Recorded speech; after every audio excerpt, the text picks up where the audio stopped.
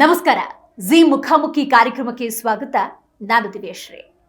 ಧರ್ಮಸ್ಥಳದಲ್ಲಿ ಶವಗಳನ್ನ ಹೂತಿಟ್ಟ ಪ್ರಕರಣಕ್ಕೆ ಸಂಬಂಧಪಟ್ಟಂತೆ ಗೊಂದಲಗಳು ಹೆಚ್ಚಾಗ್ತಾ ಇದೆ. ಹಾಗಾಗಿ ಈ ಧರ್ಮಸ್ಥಳ ಪ್ರಕರಣ ಅಂದಾಗ ಹಿಂದಿನ ಪ್ರಕರಣಗಳು, ಸದ್ಯ ನಡೀತಾ ಇರುವಂತಹ ಪ್ರಕರಣದ ತನಿಖೆ, ಮುಂದೆ ಯಾವ ರೀತಿ ತನಿಖೆ ಸಾಗುತ್ತೆ, ಸತ್ಯ ಅನ್ನೋದು ಹೊರಗೆ ಬರಬೇಕು ಅನ್ನೋದಾದ್ರೆ ರಾಜಕೀಯವಾಗಿ, ಸಾಮಾಜಿಕವಾಗಿ ಪ್ರತಿಯೊಬ್ಬರ ಪಾತ್ರ ಏನು, ಇದೆಲ್ಲದರ ಬಗ್ಗೆ ತಿಳಿಸ್ಕೊಡೋಕೆ ಹಿರಿಯ ವಕೀಲರಾಗಿರುವಂತಹ ಬಾಲನ್ ಅವರು ನಮ್ಮ ಜೊತೆ ಇದ್ದಾರೆ. ಸರ್, ಕಾರ್ಯಕ್ರಮಕ್ಕೆ ಸ್ವಾಗತ. ನಮಸ್ಕಾರ ಸರ್. ಧರ್ಮಸ್ಥಳ ಅಂದಾಗ ಈ ಕ್ಷಣದವರೆಗೂ ನಾನಾಗಲೇ ಉಲ್ಲೇಖ ಮಾಡಿದ ಹಾಗೆ ಶ್ರದ್ಧಾ ಕೇಂದ್ರ, ಧರ್ಮಸ್ಥಳ, ಭಕ್ತಿಯ ಪ್ರತೀಕ್, ಈ ಥರದ ಒಂದು ವಿಚಾರಗಳಿತ್ತು. ಆದರೆ ಈಗ ವಾತಾವರಣ ಬದಲಾಗಿದೆ. ಈ ಪ್ರಕರಣದಿಂದಾಗಿ ಆ ಧರ್ಮಸ್ಥಳ ಅನ್ನುವಂಥ ಶಕ್ತಿ ಕೇಂದ್ರದ ಮೇಲೆ ಭಕ್ತಿಯನ್ನು ಜನಸಾಮಾನ್ಯರು, ಭಕ್ತಾದಿಗಳು ಕಳ್ಕೊಳ್ತಿದ್ದಾರೆ. ಈಗ ಅಂತ ಹೇಳ್ತೀರಾ ನೀವು? ಇದು 40 ವರ್ಷದಿಂದಾನೇ ನಡೀತಾ ಇದೆ.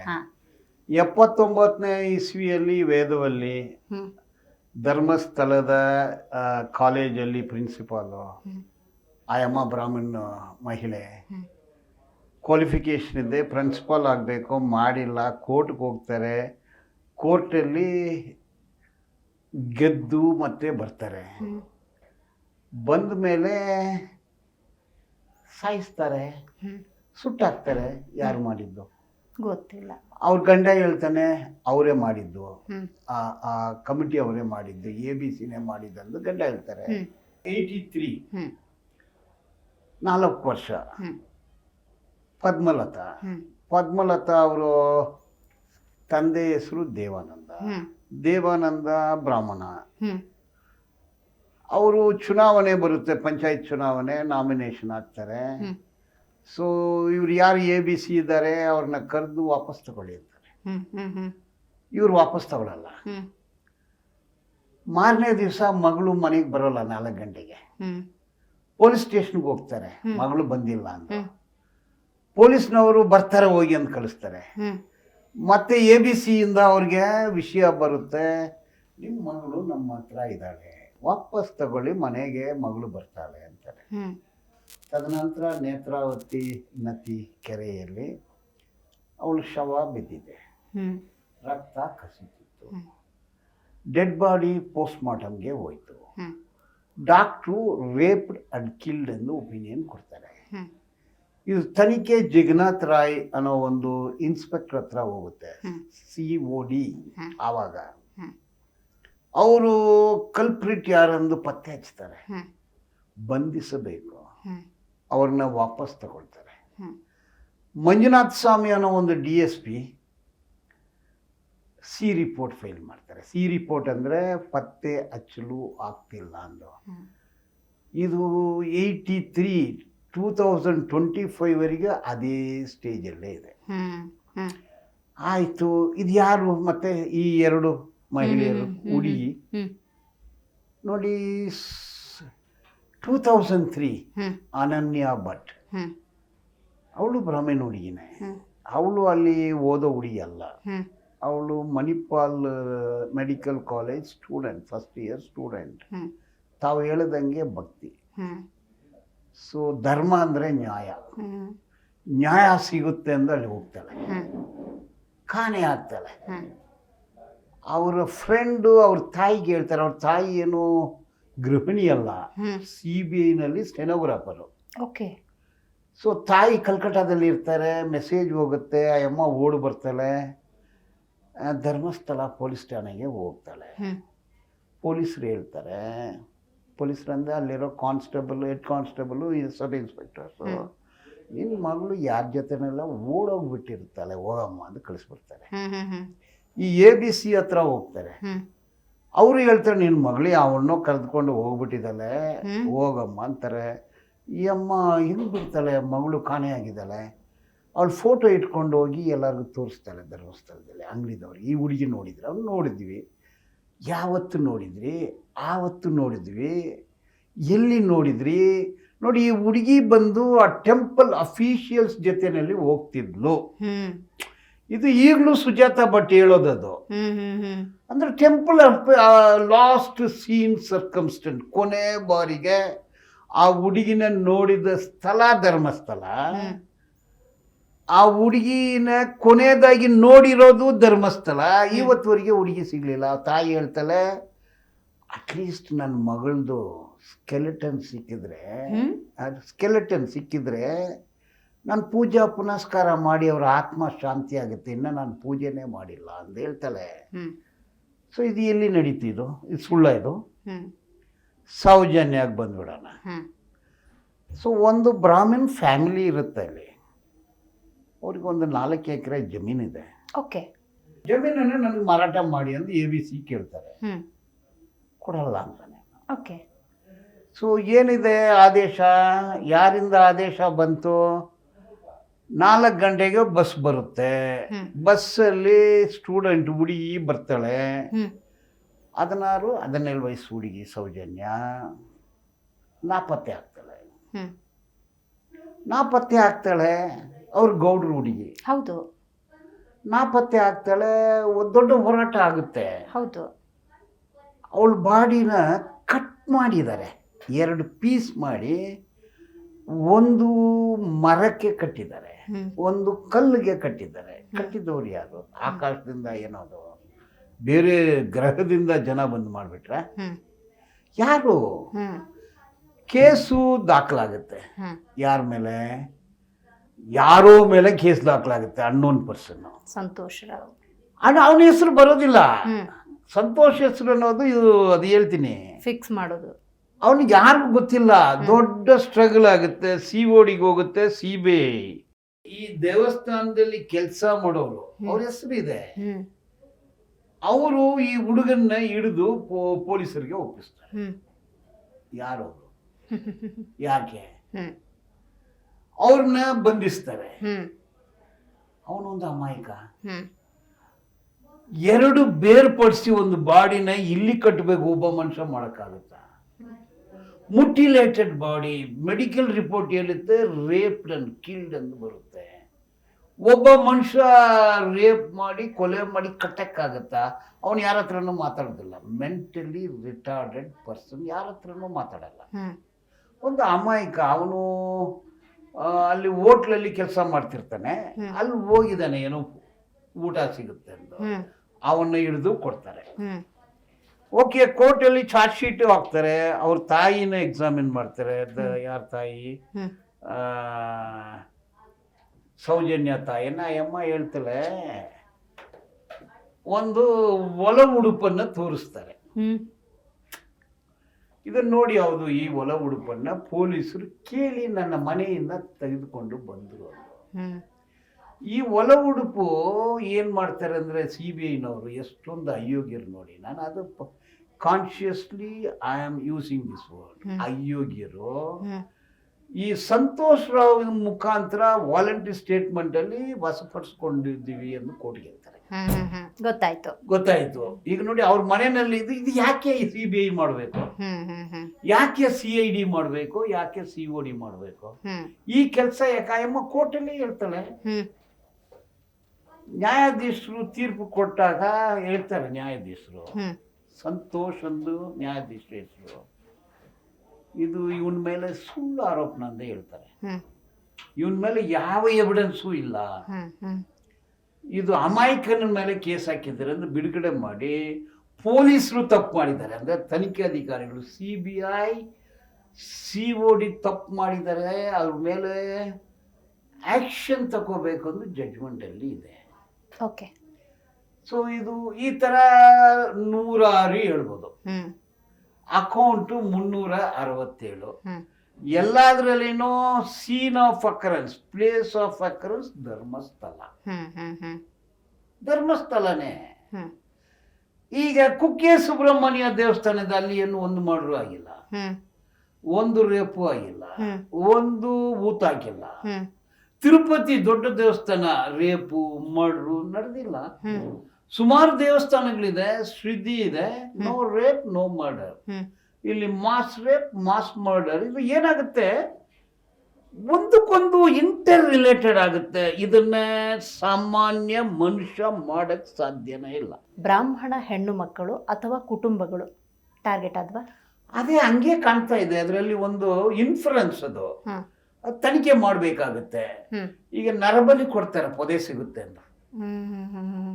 ಒಂದು ಹುಡುಗಿ ಅಥವಾ ಹುಡುಗನು ಅದು ಫಸ್ಟು ಮಗುವನ್ನ ಕೊಂದ್ರೆ ಪೊದೆ ಸಿಗುತ್ತೆ.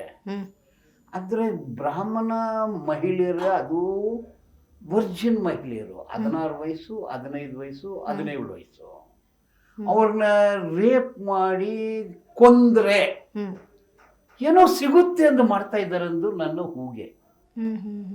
ಅದರ್ವೈಸ್ ಸೌಜನ್ಯ ಒಬ್ಳೇ ಬಂದು ಗೌಡ್ರ ಹುಡುಗಿ, ಅದನ್ನು ಮಿಸ್ಟೇಕನ್ ಐಡೆಂಟಿಟಿ. ಆ ಹುಡುಗಿನ ಟಾರ್ಗೆಟ್ ಮಾಡಿ ಈ ಹುಡುಗಿ ಆ ಹುಡುಗಿ ಒಂದೇ ಕಲರ್ ಇರ್ತಾರೆ, ಒಂದೇ age, mistakenly taken. Got it. So ಗೌಡ್ರ ಹುಡುಗಿ ಟಾರ್ಗೆಟ್ ಅಂದ್ರೆ ಶೂದ್ರರು ಟಾರ್ಗೆಟ್ ಇಲ್ಲ, ದಲಿತರು ಟಾರ್ಗೆಟ್ ಇಲ್ಲ, ಅಲ್ಪಸಂಖ್ಯಾತರು ಟಾರ್ಗೆಟ್ ಇಲ್ಲ, ಆದಿವಾಸಿಗಳು ಟಾರ್ಗೆಟ್ ಇಲ್ಲ, ಕ್ರಿಶ್ಚಿಯನ್ಸು ಟಾರ್ಗೆಟ್ ಇಲ್ಲ. ಸಿ ಪದ್ಮಲತಾ, ವೇದವಲ್ಲಿ, ಸೌಜನ್ಯ, ಅನನ್ಯ ಭಟ್ ಎಲ್ಲ ಬ್ರಾಹ್ಮಣ ಹುಡುಗಿಯರೇ. ಇದು ಯಾಕೆ ಬಟ್ ಕೆಲವರೆಲ್ಲ ನಾವು ಹಿಂದೂ ಪರ ಸಂಘಟನೆ ಅಂತಾರೆ. ಇದು ಯಾರು RSS ಇದ್ರ ಬಗ್ಗೆ ಯಾಕೆ ಮಾತಾಡ್ತಾ ಇಲ್ಲ? ಅವರ ಮಹಿಳೆ ಸಂಘಟನೆಗಳು ಯಾಕೆ ಮಾತಾಡ್ತಾ ಇಲ್ಲ? ಶೋಭಾ ಕರಂದ್ಲಾಜೆಯಲ್ಲಿ ಮಹಿಳೆ, ಒಂದು ಮುಸ್ಲಿಂ ಅಂದ್ರೆ ಎಲ್ಲಿ ಅವರು? ವಿರೋಧ ಪಕ್ಷ ನಾಯಕರು ಯಾಕೆ ಮಾತಾಡ್ತಾ ಇಲ್ಲ ಅವರು? ಬಜರಂಗದಲ್ಲಿ ಎಲ್ಲಿ ಹೋಯ್ತು? ಅದೇನೋ ರಾಮಸೇನ ಎಲ್ಲಿ ಹೋಯ್ತು? ಮುತಾಲಿಕ್ ಎಲ್ಲಿ? ಎಲ್ಲ ಬ್ರಾಹ್ಮಣ ಹೆಣ್ಣು ಮಕ್ಕಳು, ಅಯ್ಯೋ ಮುತಾಲಿಕ್. ಯಾರು ಬಾಂಗ್ಲಾದೇಶ, ಪಾಕಿಸ್ತಾನ ಹುಡುಗಿರಲ್ಲ, ನಿಮ್ಮ ಇಲ್ಲ, ನಮ್ಮ ತಂಗಿರೇ ಅವರು, ನಮ್ಮ ಮಗಳೇ, ಇವರೆಲ್ಲ ಹಿಂದೂಗಳೇ. ಎಲ್ಲೋದ್ರಿ ನೀವು? ಓಕೆ, ಯಾಕೆ ಬರೀ ಬ್ರಾಹ್ಮಣರು ಹುಡುಗಿನ ಮೇಲೆ ಟಾರ್ಗೆಟ್? ಇದರಲ್ಲಿ ಏನೋ ಇದೆ. ಹಾಗಾದ್ರೆ ಸತ್ಯ ಅನ್ನೋದು ಹೊರಗೆ ಬರಲೇಬೇಕು ಸರ್. ಅದಕ್ಕೆ ತನಿಖೆ ಅನ್ನೋದೇ ಏಕೈಕ ಮಾರ್ಗ ಅನ್ನೋದಾದ್ರೆ ಈ ದೊಡ್ಡ ಸ್ಥಾನದಲ್ಲಿರುವಂತಹ ಧರ್ಮಾಧಿಕಾರಿಗಳು ಈ ಕ್ಷಣಕ್ಕೆ ಈ ಹೇಳಿಕೆಯನ್ನ ಕೊಟ್ರೆ ಎಲ್ಲವೂ ಸುಸೂತ್ರ. ಏನಾಗುತ್ತೆ ಅಂದ್ರೆ 23ರಲ್ಲಿ 2 ಒರಿಜಿನಲ್ ಸೂಟು, 24 2 ಒರಿಜಿನಲ್ ಸೂಟು, 25ರಲ್ಲಿ 3 ಒರಿಜಿನಲ್ ಸೂಟ್. ಈಗ ಒಂದು ಒರಿಜಿನಲ್ ಸೂಟು 18/7/2025 ತಗೊಂಡಿದ್ದಾರೆ. ಅದು ಜಾನ್ ರೋ ಆದೇಶ ಅಂದು. ಜಾನ್ ರೋ ಆದೇಶ ಅಂದ್ರೆ ಈಗ ಒಂದು ಇಂಟೆಲೆಕ್ಚುಯಲ್ ಪ್ರಾಪರ್ಟಿ, ಪೇಟೆಂಟೆಡ್ ಒಂದು ಔಷಧಿ ಇರುತ್ತೆ, ಅದನ್ನ ಯಾರೋ ಕಂಡಿಡ್ದಿದ್ದಾರೆ, ಅದನ್ನ ಯಾರು ಉತ್ಪಾದನೆ ಮಾಡಬಾರ್ದು, ಉಪಯೋಗನೂ ಮಾಡಬಾರ್ದು, ಮಾರಾಟನೂ ಮಾಡಬಾರ್ದು. ಅದಕ್ಕೆ ಜಾನ್ ರೋ ಆರ್ಡರ್ ಅಂತಾರೆ. ಅಂದ್ರೆ ಈ ವಸ್ತುವನ್ನು ಯಾರು ತಯಾರಿ ಮಾಡಂಗಿಲ್ಲ, ಯಾರು ಮಾರಾಟ ಮಾಡಂಗಿಲ್ಲ ಅಂದು. ಈಗ ರೇಪ್ ಮಾಡೋಕೆ ಪೇಟೆಂಟ್ ಆಯ್ತಾ?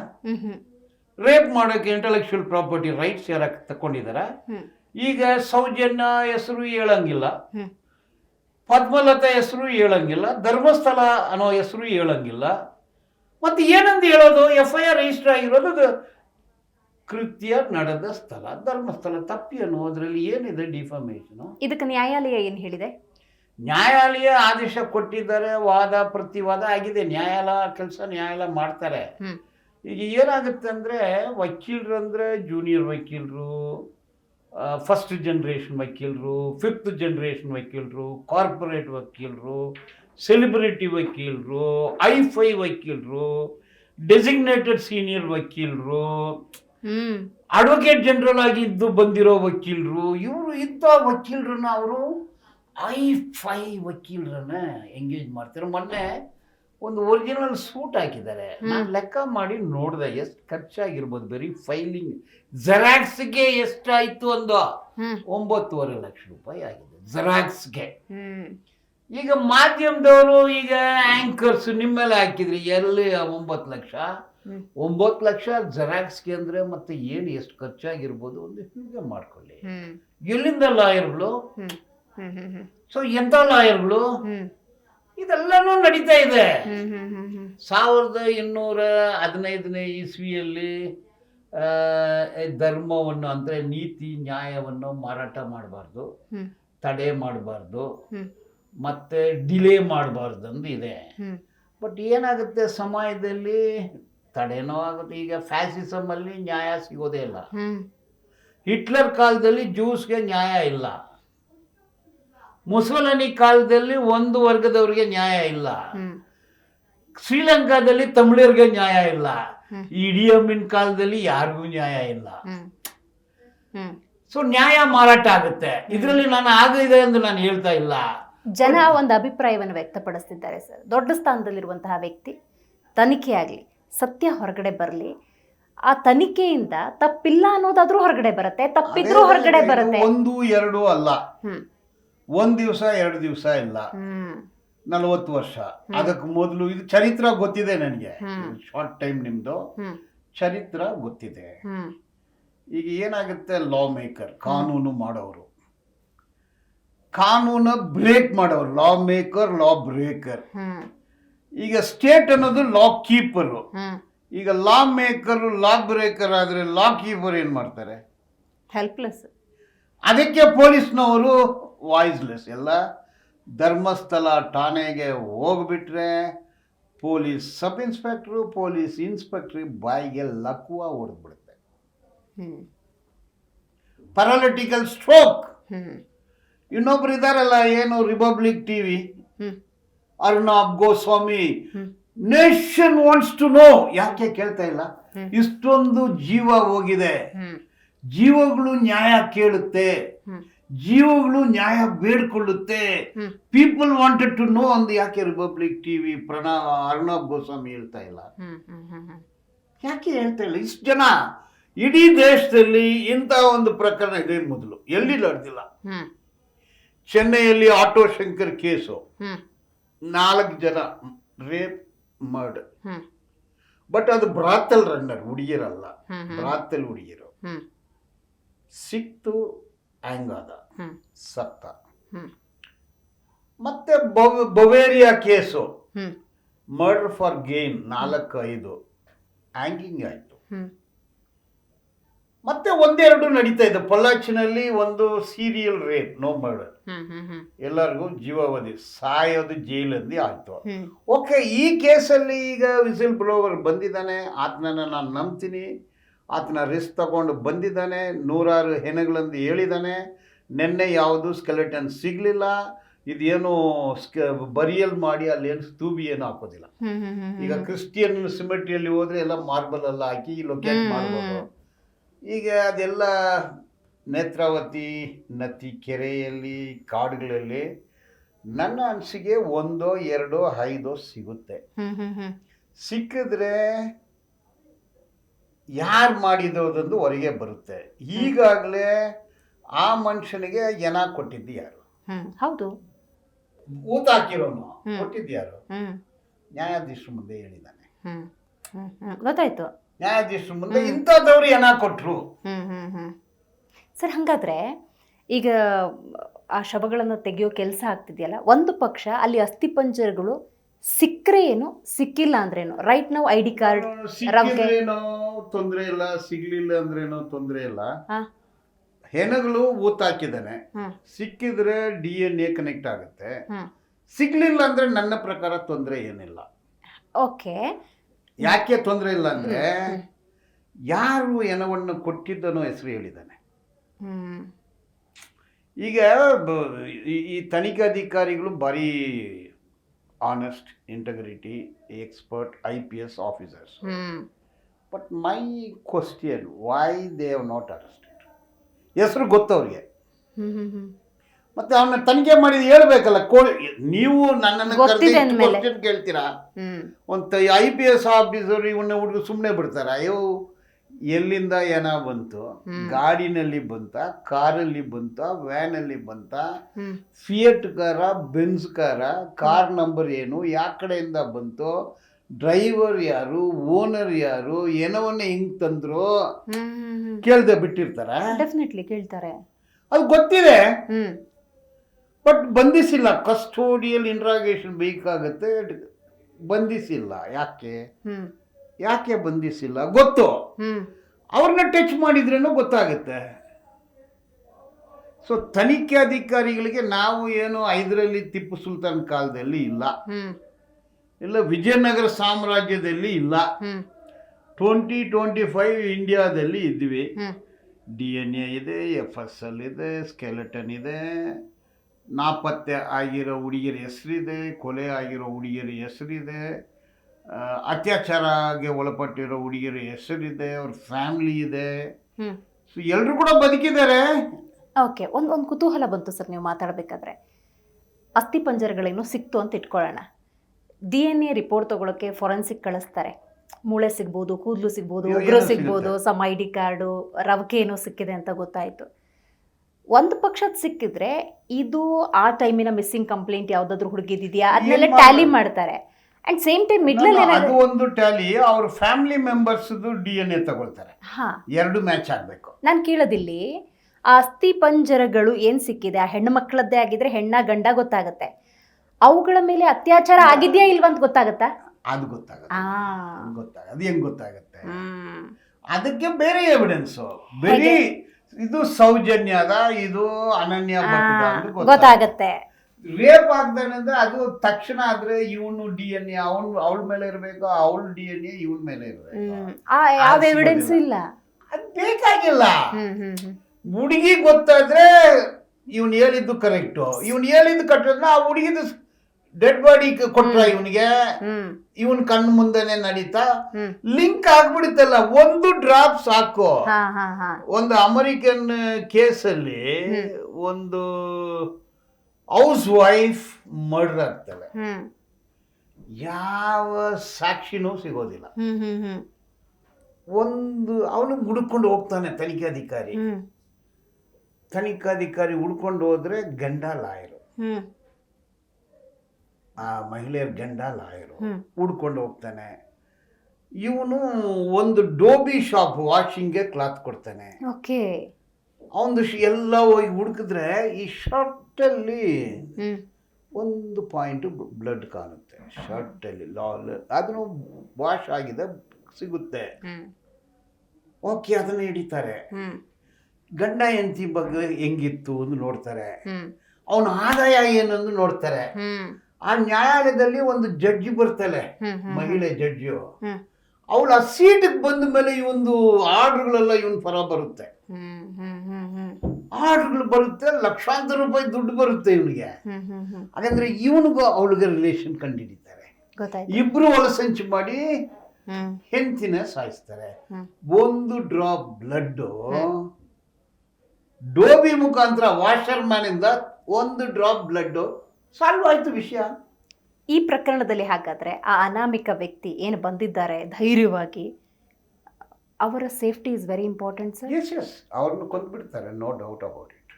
ಏನ್ ಸರ್ ಇಷ್ಟು ಓಪನ್ ಆಗಿ ಹೇಳ್ತಾ ಇದ್ದಾರೆ? ಹೌದು, ಕೊಂದ್ಬಿಡ್ತಾರೆ. ನಿನಗೆ 367 ಮಹಿಳೆಯರನ್ನ ABC, ನಾನು ಯಾರ ಹೆಸರು ಹೇಳಿಲ್ಲ, ಮಾಡಿರೋರು. ಒಂದು ಚಿಕ್ಕ ಹುಡುಗಿನ ರೇಪ್ ಮಾಡಿ ಕೊಲೆ ಮಾಡಿ ಆಸಿಡ್ ಹಾಕಿ ಪೆಟ್ರೋಲ್ ಹಾಕಿ ಸುಡೋವನು ಅಂತ ಒಂದು ಮನುಷ್ಯ ಇವನ್ನ ಬಿಡ್ತಾರ?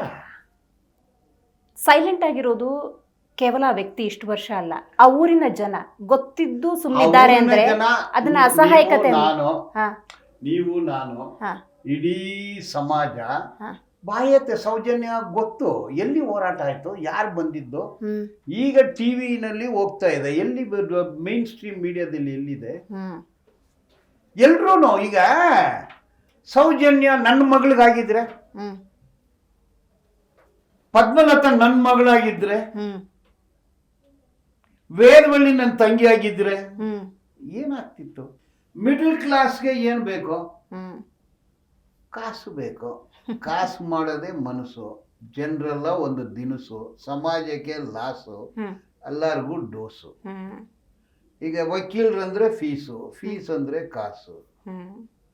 ಬರೀ ಕಾಸು, ಕೇಸು, ಫೀಸು, ಮನಸ್ಸು, ದಿನಸು, ಲಾಸು, ಗೂಸನ್ನು ಹೋದ್ರೆ ಸಮಾಜ ಏನಾಗುತ್ತೆ? Who is raising their voice? ಧ್ವನಿ ಎತ್ತದವರು ಅಸಹಾಯಕರಾಗಿದ್ರ ನಮಗ್ ಬೇಕಾಗಿಲ್ಲ ಅಂತನ? ನಮ್ಗೆ ಬೇಕಾ ಸ್ವಾರ್ಥ.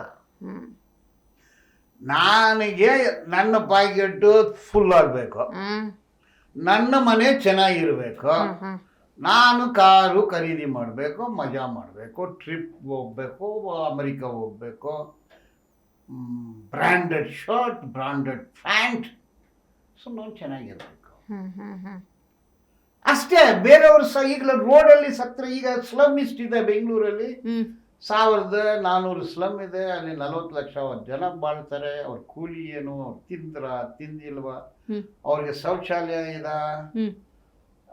ಅವ್ರಿಗೆ ಎಜುಕೇಶನ್ ಇದ, ಅವ್ರಿಗೆ ಏನು ಔಷಧಿ ಊಹಿಸ್ಬಾರ್ದು ಅಲ್ವಾ? ಪಾರ್ಟಿಗಳು ನಡೀತೆ, ಮತ್ತೆ ಎಲ್ಲ ಈ ರೋಡಲ್ಲಿ ದೊಡ್ಡ ದೊಡ್ಡ ಜ್ಯುವೆಲರಿ ಶಾಪ್ ಇದೆ, shop is full. Gold 10 gram 1 lakh ಆದ್ರೇನು ಫುಲ್ಲು. ಅಂದ್ರೆ ಲಕ್ಷಾಂತರ ಜನ ಮಹಿಳೆಯರಿಗೆ ಕಿವಿನಲ್ಲಿನೂ 1 ಗ್ರಾಮ್ ಚಿನ್ನ ಇರೋದಿಲ್ಲ.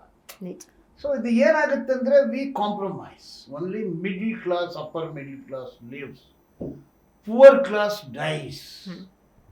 ಇಲ್ಲಿ middle class, below middle class, ಅಲ್ಲಿ ಹುಡುಗಿಯರು ರೇಪ್ ಆಗಿದ್ದಾರೆ, ಕೊಲೆ ಆಗಿದ್ದಾರೆ, ಏನಾನು ಸಿಗ್ತಾ ಇಲ್ಲ, ಏನ ಸಿಗಿದೆ, ನ್ಯಾಯ ಸಿಗಲಿಲ್ಲ.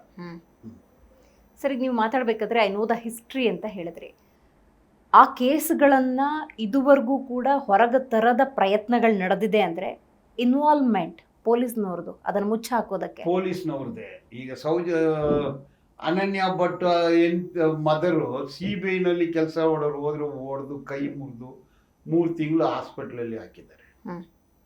Just imagine the might. ಬೆಂಗಳೂರಲ್ಲಿ ನಾವು ಆರಾಮಾಗಿ ಮಾತಾಡ್ತಾ ಇದ್ವಿ. ನಾನು ಯೂನಿಯನ್ ಲೀಡರು. HAL ಅಲ್ಲಿ ನನಗೆ ಡೈಲಿ ಫೋನ್ ಬರೋದು. ಅಲ್ಲಿ ನಾನು ಯೂನಿಯನ್ ಲೀಡ್ರು ಆರ್ಗನೈಸ್ ಮಾಡ್ತಿದ್ದಾಗ ಏನಂದ್ರೆ, ನಾನು contract labour, general manager, supervisor, ಹೆಂಡತಿ ಇಲ್ಲ, ಸಂಡೇ ಬನ್ನಿ ಎಂದು ಕರೀತಾರೆ. ಪ್ರೆಸ್ ಮೀಟು ಕೊಟ್ಟಿದ್ದೀನಿ, ಒಬ್ಬನ ಶೂ ತಗೊಂಡು ಹೊಡೆದಿದ್ದೀನಿ. ಪೌರ ಕಾರ್ಮಿಕರು, ಮಹಿಳೆಯರು, ಮನೆಯಲ್ಲಿ ಹೆಂಡತಿ ಇಲ್ಲ ಬನ್ನಿ ಅಂತಾರೆ. ಗಾರ್ಮೆಂಟ್ಸ್ ಶಾಪಲ್ಲಿ ಕೆಲಸ ಮಾಡೋ ಹುಡುಗಿಯರು, ಏನು what is the even cinema ಹಾಲಲ್ಲಿ ಕರೆಕ್ಟ್. ಇದ್ರ ನಾರ್ಮಲ್ ಊಹಿಸ್ ಬಾದರ್ಡ್. ಇದೇ ದುಡ್ಡು ಬಂದ ಮೇಲೆ ಈಗ ನಾನು ಹೇಳೋದಲ್ಲಿ, ಈಗ ಶ್ರೀಮಂತರು ಮನೆಯಲ್ಲಿ ಟಿಫನ್ ಅಂದ್ರೆ ಒಂದು 5-10 ವೆರೈಟಿ ಇರುತ್ತೆ, ಲಂಚ್ ಅಂದ್ರೆ ಒಂದು 20 ವೆರೈಟಿ ಇರುತ್ತೆ, ನೈಟ್ ಡಿನ್ನರ್ ಅಂದ್ರೆ ಮೆನಿ ವೆರೈಟಿ ಇರುತ್ತೆ. 1 ವೆರೈಟಿ ಈ ಮಹಿಳೆಯರು, ಹುಡುಗಿಯರು, ವೈನು, ಡೈನು, ವುಮನ್ನು.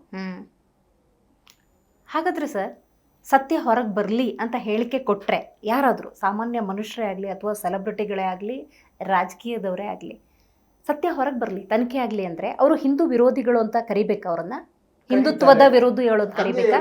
ಯಾರು ಮುತಾಲಿಕ್ ಹೇಳ್ತಾರೆ, ಸ್ವರ್ಣ ಟಿವಿ ಅವರು ಹೇಳ್ತಾರೆ, ಮತ್ತೆ ಅಶೋಕ್ ಹೇಳ್ತಾರೆ, ಶೋಭಾ ಕರಂದ್ಲಾಜೆ ಹೇಳ್ತಾರೆ, ಯುಟಿಕಾದ್ರೆ ಹೇಳ್ತಾರೆ. ಇವರೆಲ್ಲ ಹಿಂದೂ ವಿರೋಧಿಗಳು ಅಂತ ಹೇಳ್ತಾರೆ. ಹಿಂದೂ ವಿರೋಧಿ ಅಂದ್ರೆ ದೇಶ ವಿರೋಧಿಗಳು ಅಂತಾರೆ. ಇವರೆಲ್ಲ ಪಾಕಿಸ್ತಾನದಿಂದ ಬಂದಿದ್ದಾರೆ ಅಂತ ಹೇಳ್ತಾರೆ.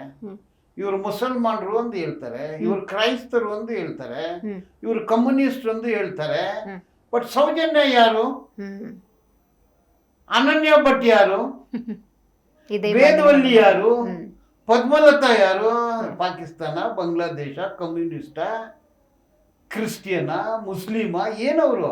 ಇದು ಒಂದು ಆಯಾಮ ಸರ್. ಹಾಗಾದ್ರೆ ಧರ್ಮಸ್ಥಳ ಅಂದಾಗ ಅತಿ ಹೆಚ್ಚು ಆದಾಯ ಬರುವ, ಧರ್ಮಸ್ಥಳ ಅಂದರೆ ತನ್ನದೇ ಆದಂಥ ಖ್ಯಾತಿಯನ್ನು ಹೊಂದಿರುವಂಥ ಕ್ಷೇತ್ರ. ಹಾಗಾಗಿ ಅದರ ಖ್ಯಾತಿಯನ್ನು ಕುಖ್ಯಾತಿಯತ್ತ ತೆಗೆದುಕೊಂಡು ಹೋಗೋದಕ್ಕೆ ಷಡ್ಯಂತ್ರ ನಡೀತಾ ಇದೆ, ಅದಕ್ಕೆ ಫಂಡಿಂಗ್ ಆಗ್ತಾ ಇದೆ. ಯೂಟ್ಯೂಬಲ್ಲಿ ಈ ವಿಷಯವನ್ನು ಪ್ರಸ್ತಾಪ ಮಾಡಿದಂಥ ಆ ಹುಡುಗ ಇಸ್ಲಾಂ ಅಥವಾ ಮುಸ್ಲಿಂ ಸಮುದಾಯಕ್ಕೆ ಸೇರಿದವನು ಹೇಳ್ತಾನೆ. ಈಗ 338 ಡಿಫೆಂಡೆಂಟ್ ಇದ್ದಾರೆ, ಅದರಲ್ಲಿ ಮುಸ್ಲಿಮ್ಸ್ ಅಂದ್ರೆ 4 ಜನ ಇದ್ದಾರೆ. 338ಅಲ್ಲಿ 4 ಹೋದ್ರೆ 334 ಸಾಕ್ಷಾತ್ ಹಿಂದೂಗಳ ಬಂಟ್ಸ್ ಇದ್ದಾರೆ, ಗೌಡ್ರಿದ್ದಾರೆ. ಈಗ ನಾವು ಮಾತಾಡ್ತಾ ಇದ್ದೀವಿ, ನನ್ನ ಮೊಹಮ್ಮದ, ನನ್ನ ಹೆಸರು ಬಾಲಕೃಷ್ಣನ್, ನಾನೇನ ಬಾಲನ್ ಎಂದು ಕರೀತಾನೆ, ನಾನೇನು ಕ್ರಿಶ್ಚಿಯನ. ಬಟ್ ಕಮ್ಯುನಿಸ್ಟ್ ಅಂತ ಹೇಳ್ಬೋದು, ನಾನು ಕಮ್ಯುನಿಸ್ಟ್. ಎಸ್, ಎಲ್ಲರೂ ಚೆನ್ನಾಗಿ ಬದುಕಬೇಕು, ಅದಕ್ಕೆ ನಾನು ಕಮ್ಯುನಿಸ್ಟು. ಅದಕ್ಕೆ 4 ಗಂಟೆಗೆ ಸ್ಕೂಟರ್ ತಗೊಂಡು ಬೀದಿಯಾಗಿ ಹೋಗಿ ಫೈಟ್ ಮಾಡ್ತೀವಿ. ಇವತ್ತು ಒಂದು ಒಳ್ಳೆ ಸೆಟಲ್ಮೆಂಟ್ ಮಾಡ್ಕೊಂಡು ಬಂದಿದ್ದೀನಿ. ಸೊ ಕಮ್ಯುನಿಸ್ಟ್ ನಾನೇನು ಕೆಟ್ಟವನ್ನ ಯಾರ ಹತ್ರ ದುಡ್ಡು ತಗೊಂಡಿದ್ದೀನ? ಈಗ ಕೇಸು ನನ್ನ 3 ದಿವಸ ಆರ್ಗ್ಯುಮೆಂಟ್ ಮಾಡಿದ್ದೀನಿ. ಏನು ಟೈಪಿಂಗು ನಮ್ದೆ, ಪೇಪರು ನಮ್ದೆ, ಸ್ಟಾಂಪು ನಮ್ದೆ. ಯಾರು 1 ರೂಪಾಯಿ ಕೊಟ್ಟಿದ್ದು? ಎಲ್ಲಿಂದ ಕಾಸು ಬಂದು? ಯಾರು ಕೊಟ್ರು ನನಗೆ ದುಡ್ಡು? 1 ರೂಪಾಯಿ ಯಾರ ಹತ್ರನೂ ತಗೊಂಡಿಲ್ಲ. 3 ದಿವಸ ಆರ್ಗ್ಯುಮೆಂಟ್ ಮಾಡಿದ್ದೀನಿ. ದುಡ್ಡು ಯಾರು ಕೊಡ್ತಾರೆ? ಈ ಕ್ಷೇತ್ರಕ್ಕೆ ಸಂಬಂಧಪಟ್ಟಂತೆ ಸರ್, ಯಾವುದೋ ಬೇರೆ ಕೇಸ್ ಆದರೆ ರಾಜಕೀಯವಾಗಿ ಲಾಭ ಪಡ್ಕೊಳ್ಳೋದಕ್ಕೆ SITಗಳು ಇಮಿಡಿಯೇಟ್ ಫಾರ್ಮ್ ಆಗುತ್ತೆ. ಉದಾಹರಣೆಗೆ ಪ್ರಜ್ವಲ್ ರೇವಣ್ಣ ಕೇಸ್ ತಗೊಳ್ಳೋದಾದ್ರೆ ಏನು ತರಾತುರಿ SIT ಫಾರ್ಮ್ ಆಗೋಕ್ಕೆ. ಅದೇ ಇಂಥ ಕೇಸ್ನಲ್ಲಿ SIT ಕೂಡ ತರಾತುರಿ, ಭಾಳ ನಿಧಾನ. ಅಧಿಕಾರ, ಹಣ, ಐಷಾರಾಮಿ ಜೀವನ. ಅಧಿಕಾರಕ್ಕಿಂತಲೂ ಹಣಕ್ಕಿಂತಲೂ ಒಂದು ಧರ್ಮ ಅಂದ್ರೆ ಸೂಪರ್ ಅದು. ಸೊ ಎಲ್ಲಾನು ಸೇರ್ಕೊಂಡು ಅದು ಕಾರ್ಪೊರೇಟ್ ಫ್ಯಾಸಿಸಮ್ ಅಂತೀವಿ ನಾವು.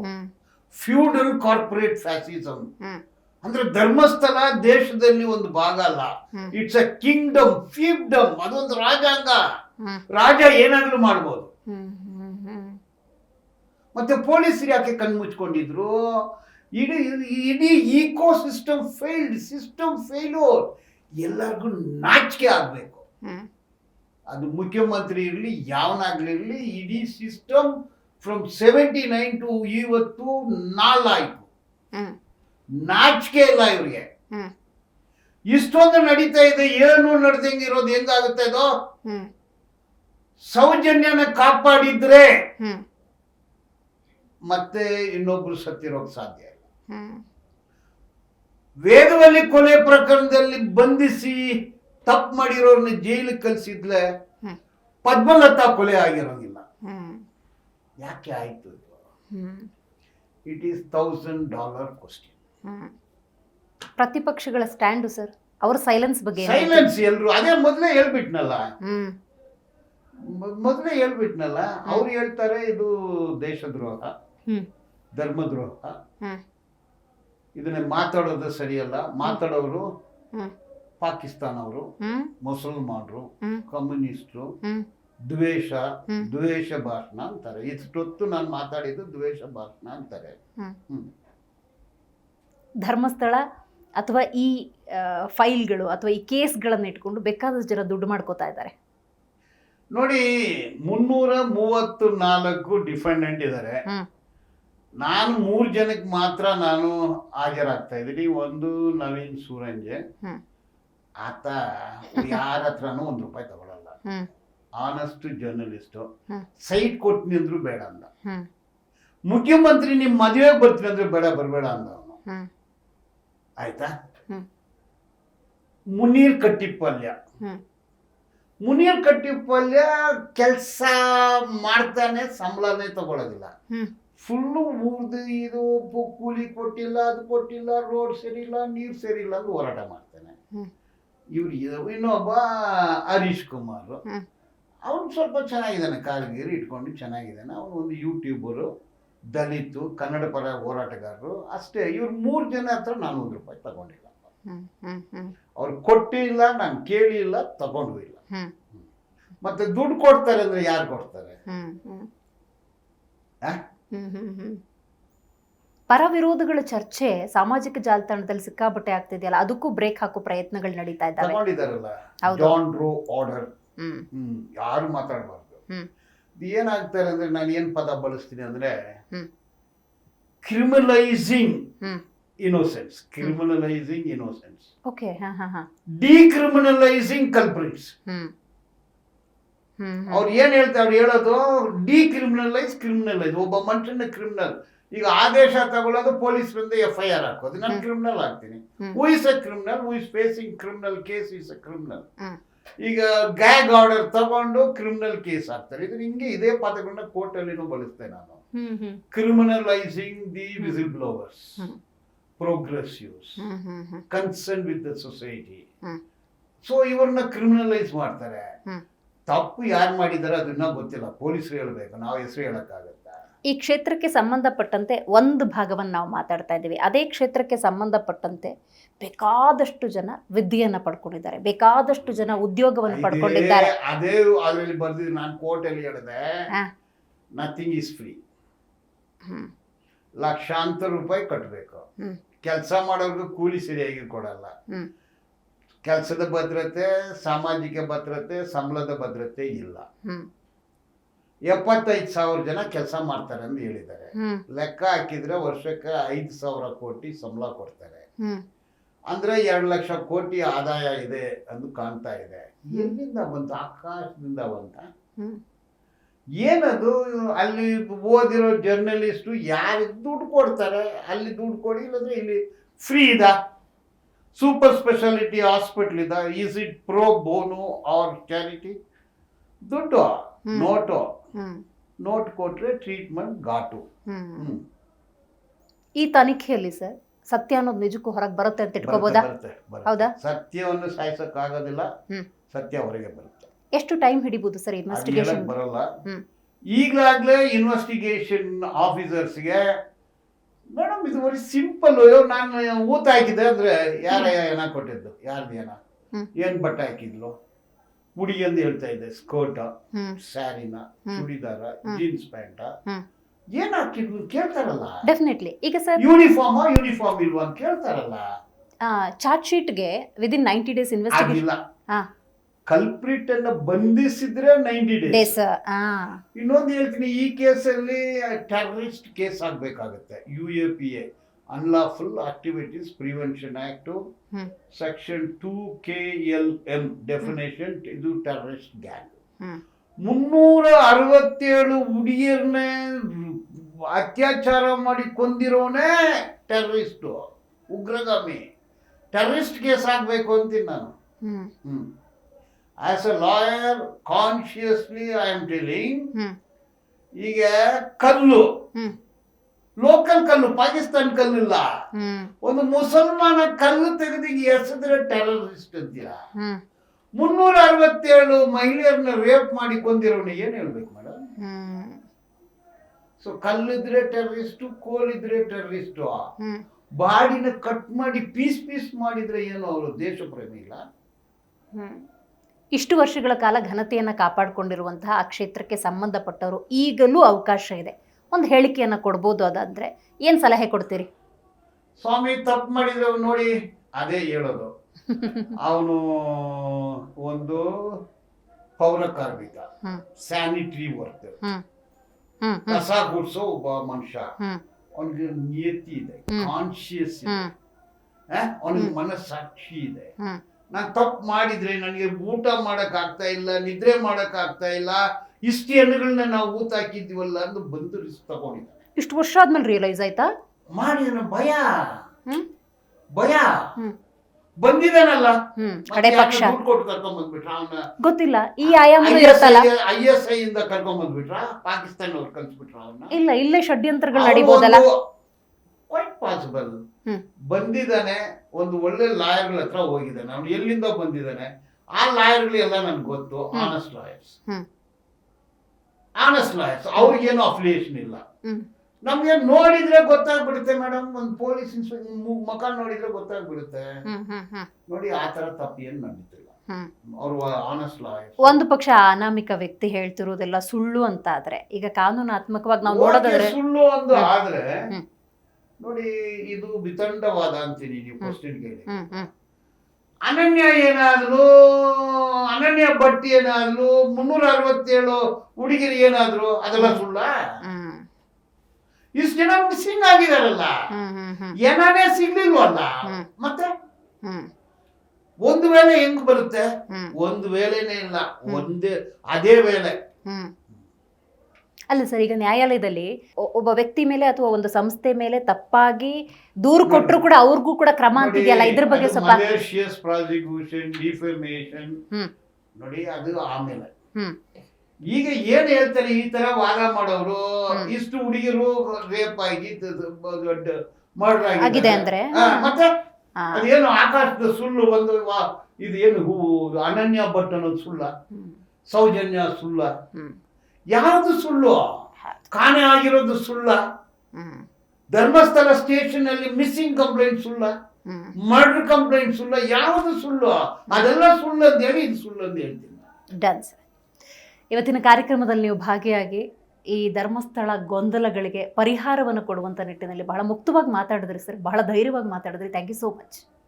ನೋಡಿದ್ರಲ್ಲ ವೀಕ್ಷಕರೇ, ಇವತ್ತಿನ ಜಿ ಮುಖಾಮುಖಿ ಕಾರ್ಯಕ್ರಮದಲ್ಲಿ ಹಿರಿಯ ವಕೀಲರಾಗಿರುವಂತಹ ಬಾಲನವರು ಭಾಗಿಯಾಗಿದ್ರು. ಧರ್ಮಸ್ಥಳ ಪ್ರಕರಣಕ್ಕೆ ಸಂಬಂಧಪಟ್ಟಂತೆ ಆ ಕೇಸ್ ಹಿಸ್ಟ್ರಿಯನ್ನ, ಸದ್ಯದ ತನಿಖೆಯನ್ನ ಬಹಳ ಮುಕ್ತವಾಗಿ ತಿಳಿಸ್ಕೊಟ್ಟಿದ್ದಾರೆ. ಕಾದು ನೋಡೋಣ ಅಂತ ಹೇಳ್ತಾ ಇವತ್ತಿನ ಕಾರ್ಯಕ್ರಮವನ್ನು ಮುಗಿಸೋಣ. ನೋಡ್ತಾ ಇರಿ ಜಿ ಕನ್ನಡ ನ್ಯೂಸ್, ಸತ್ಯವೇ ಸುದ್ದಿಯ ಜೀವಾಳ.